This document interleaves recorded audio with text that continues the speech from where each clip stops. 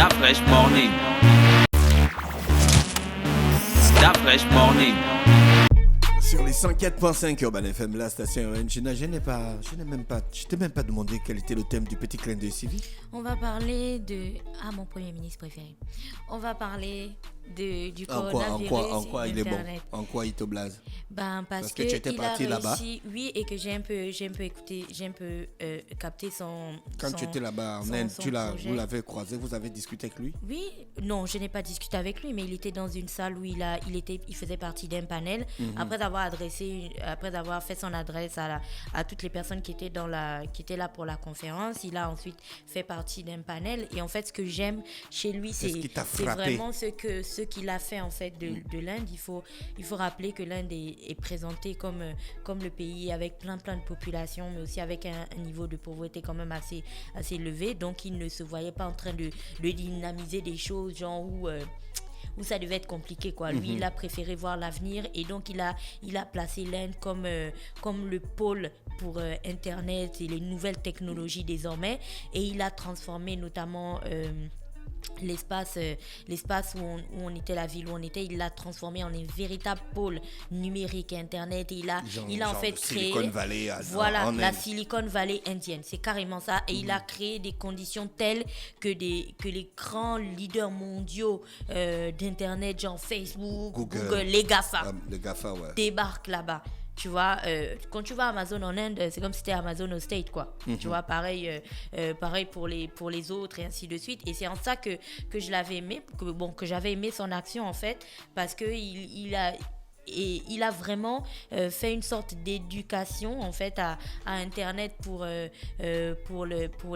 jeunes. Donc c'est Hyderabad, et les jeunes désormais, quand tu étais à Hyderabad, tu vas voir un enfant, il a genre j'ai un enfant, hein, il a 15, il a 17, il a 18 ans, le gars il est déjà en train de réfléchir à la création d'une application pour sortir je sais pas quoi, pour résoudre je ne sais pas trop quoi. Et ce ne serait pas exclu que dans les prochaines années, genre les prochaines technologies ou les prochaines innovations qu'on va avoir dans le numérique viennent de l'Inde, quoi. C'est en ça que je l'avais aimé. D'accord, ok. J'aime beaucoup ce monsieur. En parlant de technologie, on parle de quoi ce matin? Il s'habille bien.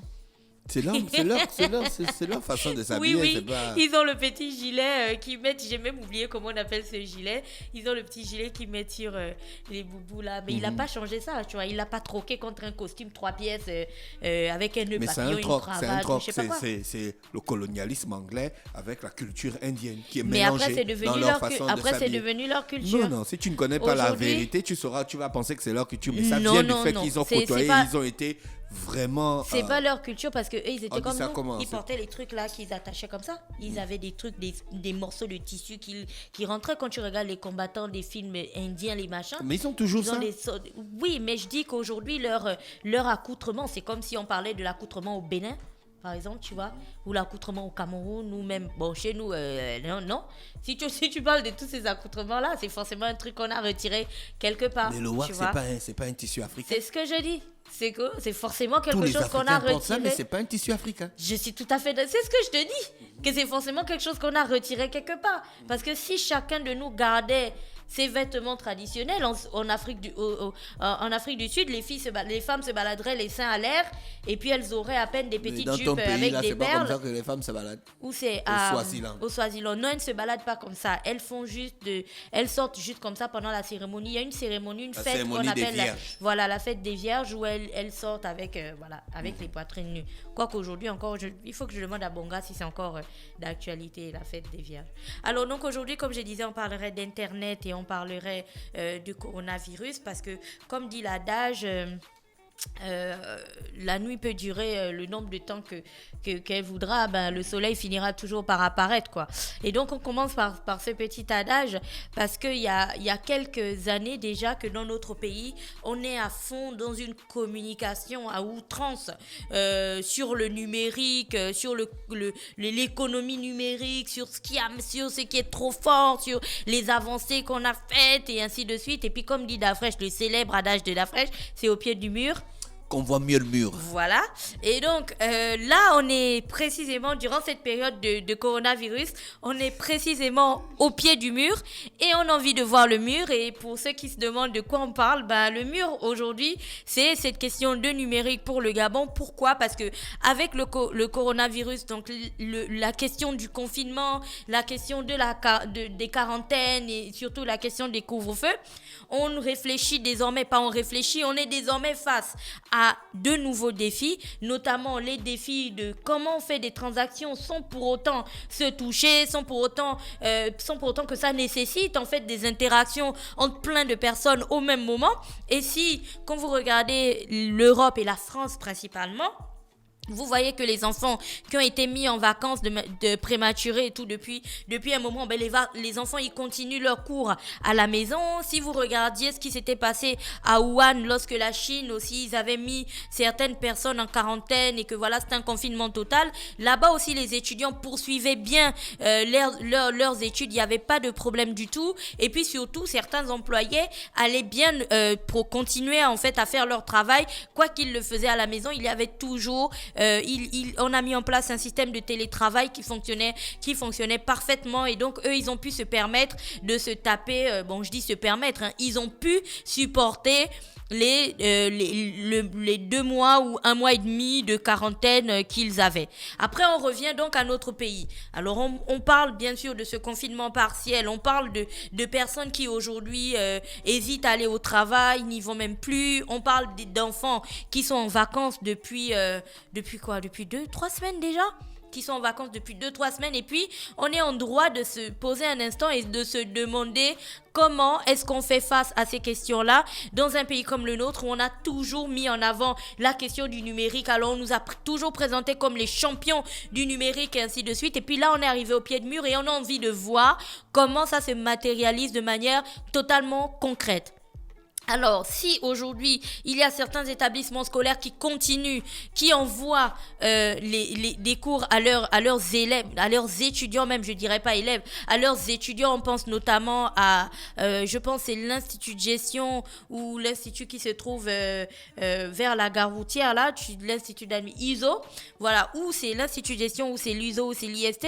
Si ces établissements-là ont quand même trouvé le système pour envoyer des cours à leurs étudiants, et faire en sorte que les étudiants continuent à travailler de la maison, c'est pas pour autant que les cours continuent. C'est des cours qui sont en fait posés sur internet et puis les étudiants les prennent et puis ils ont la possibilité de le lire, mais il n'y a pas des devoirs qui sont faits en ligne. Enfin, ce que je veux dire, c'est qu'il n'y a pas un fonctionnement du système éducatif comme s'il n'y avait pas eu de confinement. Donc là déjà, il y a un point en moins, ça c'est dans le cadre de l'éducation. Après, vous avez les tout petits, ceux qui sont en classe primaire, ceux qui sont au secondaire et ainsi de suite. Il n'y a pas un système aujourd'hui qui fasse en sorte que chaque parent, en partant de chez lui le matin, ouvre un ordinateur et dit à son enfant que de 8h à 12h, tu fais tes cours ou tu fais tout ce que tu dois faire avec ton professeur et tout ça, qui aura peut-être mis un cours en ligne, qui aura peut-être mis des devoirs interactifs et ainsi de suite, et après tu peux jouer. Non, depuis qu'on a décidé que les enfants vont plus à l'école et que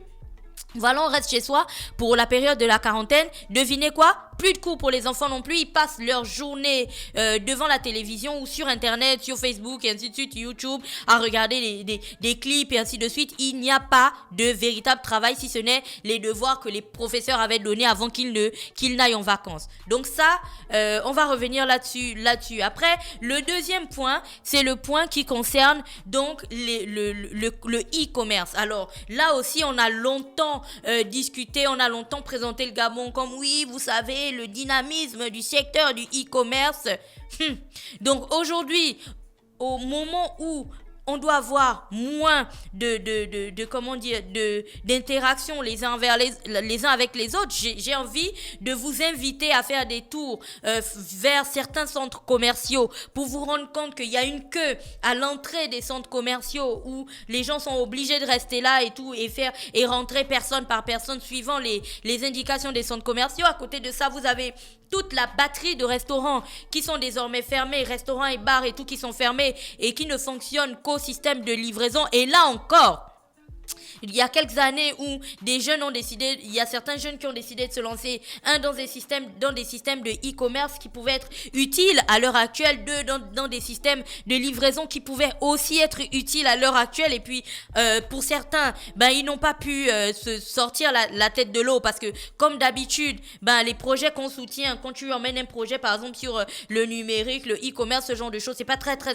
important. Il y a certains projets que l'on soutient et d'autres que l'on laisse sur le côté, et donc ces jeunes-là n'ont pas pu bénéficier d'une croissance qui aujourd'hui permettrait qu'ils puissent remplir en fait ou répondre à la demande que nous avons, parce que si vous regardez sous d'autres cieux, les personnes qui vivent chez elles aujourd'hui, qui ne peuvent pas se déplacer, qui peuvent pas aller dans les magasins, ainsi de suite, on dit restez chez vous, aujourd'hui en Europe ou je sais pas en Chine, ces personnes-là, elles n'avaient qu'à aller sur internet, faire la sélection de tout ce dont elles avaient besoin pour leur maison, payer avec leur carte bancaire, et ensuite on venait le leur livrer, chose quasiment impossible chez nous, sauf si bien sûr tu as envie de manger, tu veux commander à manger dans un restaurant et tout. Et là encore, il y a certains restaurants qui n'avaient pas compris l'utilité de souscrire à des services de livraison, et donc aujourd'hui ils se retrouvent bien dépassés en fait par les événements. C'est un big up qu'on fait à l'application Yobo Resto, et on poursuit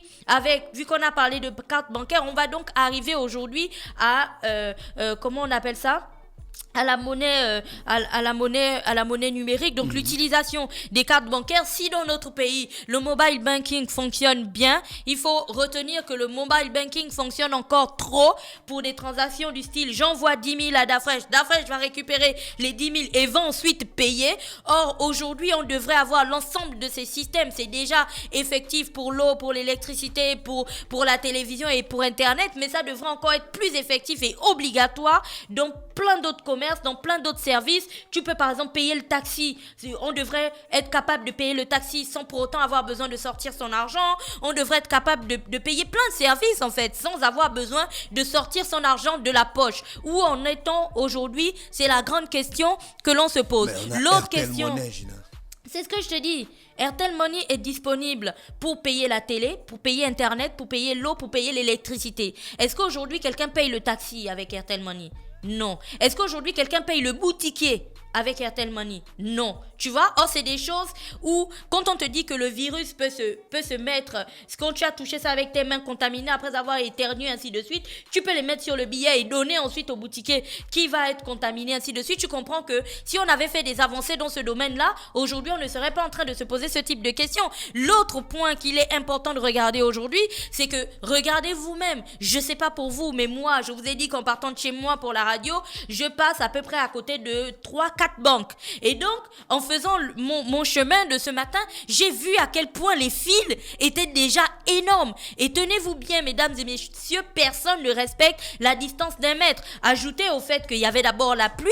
Donc, avec la pluie qu'il y avait, les gens trouvaient le prétexte de on veut se couvrir. Donc, ils étaient tous agglutinés face aux banques. Et puis là encore, c'est l'autre question qu'on se pose. Il faut le dire honnêtement, il faut reconnaître, on n'est pas au point en termes d'utilisation de cartes bancaires au Gabon. Pourquoi je dis qu'on n'est pas au point? Parce que si en vérité, on avait les personnes avaient respecté, vous vous souvenez, l'obligation ou je ne sais pas, l'appel à la bancarisation de toutes les personnes, tout le monde serait aujourd'hui bancarisé, point barre, et puis chacun aurait sa carte bancaire. On virait les salaires sur les cartes bancaires des gens, et puis on va encore aller plus loin, parce qu'il ne s'agit pas uniquement de disposer de l'argent dans une carte bancaire. Il faut après pouvoir utiliser cette carte. Quid de l'utilisation des cartes bancaires au Gabon? Combien de fois êtes-vous parti dans un commerce ou ainsi de suite, dans un espace où vous aviez même seulement, dans un gab, même où vous vouliez seulement prendre votre argent,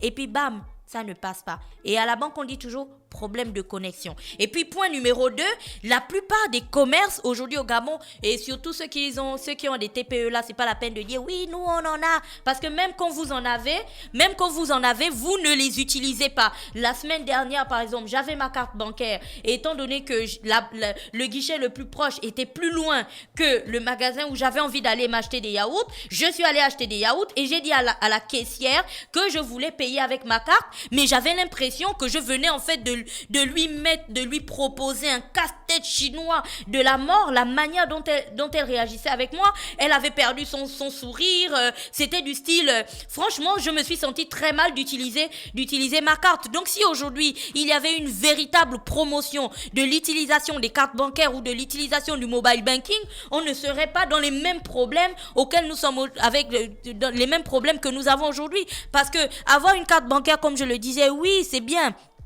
Mais après, il faut pouvoir l'utiliser, la carte bancaire. Pourquoi est-ce que même les bailleurs, et je sais pas, pourquoi tout le monde n'aurait pas un TPE aujourd'hui du moment que tu fais des transactions, de sorte que quelqu'un parte et puis bam, il paye son truc tranquillement. Le numérique, ok, mais le numérique, on en est à quel niveau au Gabon? Il y a aujourd'hui des personnes qui sont obligées de partir dans leur travail, dans leur bureau pour aller travailler, quand on sait qu'il y a des métiers qui ne nécessitent pas que la personne soit là en présentiel. En étant directement chez elle, avec un ordinateur et une connexion Internet, elle peut très bien faire le travail qu'on lui demande de faire normalement au boulot. On appelle ça du télétravail. Or, aujourd'hui, ce n'est pas effectif. Ce n'est pas effectif pour une montagne de personnes encore. Il y a des entreprises qui ont mis en place ce qu'on appelle le turnover. C'est justement pour compenser les manques, là. Vous savez, les limites de cette maîtrise du télétravail. Parce qu'en réalité, si le télétravail était possible, on aurait besoin que de personnes en fait qui peuvent le faire en présentiel en entreprise. Elles devaient être les seules personnes à venir, mais encore aujourd'hui on a des limites sur plein de choses. Et quand je vous disais de mettre le premier dossier à côté, on va revenir dans tout ça. Donc vous allez cumuler, vous prenez les élèves et les étudiants, vous prenez les entreprises de e-commerce et les entreprises de livraison et ainsi de suite, de streaming et tout ce que vous pouvez imaginer. Vous prenez l'utilisation de la mobile money, vous prenez l'utilisation de cartes bancaires, vous mettez tout ça ensemble devant vous et puis en toute honnêteté, vous nous dites si aujourd'hui au Gabon on est au point. Moi je vais vous donner ma réponse. La réponse est non. Et si la réponse est non, comme on le dit souvent, il faut d'abord commencer par observer un problème et par reconnaître que l'on a un problème avant de penser à le résoudre. Le coronavirus, c'est une opportunité qui nous est donnée de regarder et de voir qu'en termes de numérique dans notre pays, malgré toutes les conférences, les sommets, les salons, tout ce que vous avez inventé ces derniers temps-là pour parler du numérique, le coronavirus est une opportunité de nous montrer, c'est une opportunité qui nous est offerte pour qu'on voit qu'en vérité, malgré tout ce qu'on pense, on n'est véritablement pas encore au point et qu'il est temps de réfléchir sur des systèmes, parce que si tout fonctionnait de manière claire, on n'aurait pas tous ces papas et ces mamans qui sont en train de faire la queue dans les banques en ce moment, on n'aurait pas tous ces enfants à la maison en train de se tourner les pouces parce qu'ils n'ont aucune idée de ce qu'ils vont faire de toute leur journée, on n'aurait pas toutes ces transactions financières qui se font tous les jours où tu donnes 10 000, le taximan il te remet la monnaie 8 000 ou je sais pas en fonction de ce que tu as proposé, chacun a touché le billet en question avec ses mains. Et je te passe, les gens qui mettent les billets dans les seins et ainsi de suite, qui cachent ça souvent dans les culottes et machin. Bref, vous pouvez imaginer en fait dans quel univers de germes et de bactéries nous vivons au quotidien, seulement parce qu'on n'a pas réussi encore aujourd'hui à dynamiser le secteur numérique. Et tenez-vous bien, quand je parle de numérique, je ne suis pas juste en train de parler d'une connexion internet qu'on aurait sur nos téléphones et qui nous permettrait d'utiliser WhatsApp. Je vous permets d'un système qui permettrait véritablement aux gens de bénéficier de certaines choses sans pour autant avoir besoin de sortir de chez eux. Aujourd'hui, il y a des entreprises, il y a des jeunes qui ont voulu se lancer dans ces business-là. Malheureusement, ils n'ont pas été accompagnés, n'ont pas forcément été soutenus d'une bonne manière, que ce soit financièrement, matériellement ou même de manière légale. Tu sais, les textes, les lois, les allègements fiscaux et ainsi de suite. Parce que si on avait aidé ces personnes-là, nous, moi, si j'ai besoin de quelque chose, j'aurais pas besoin de sortir de chez moi. On aurait une entreprise qui ferait des courses, qui viendrait livrer. J'aurais fini par de payer en ligne. Le gars, il pose juste les courses devant mon portail. Je soulève les courses et le travail est joué. Et là aussi, c'est l'occasion d'appeler tous les restaurateurs, tous les businessmen